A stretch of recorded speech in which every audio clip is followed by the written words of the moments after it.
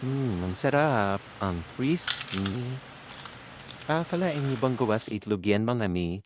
For today's video nga at dahil walang pasok ang mga bagets, gagawa natin sila ng kanilang makukutkot. Gagawa tayo ng crispy egg chips.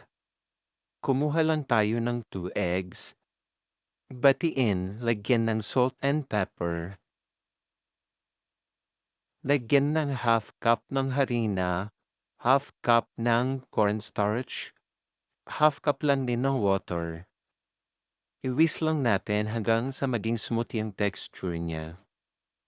Lalagyan natin ito ng 5 pirasong cube ice para maging crispy siya. Nagpainit ng mantika at kapag mainit na, pwede na natin ilagay yung ginawa nating mixture.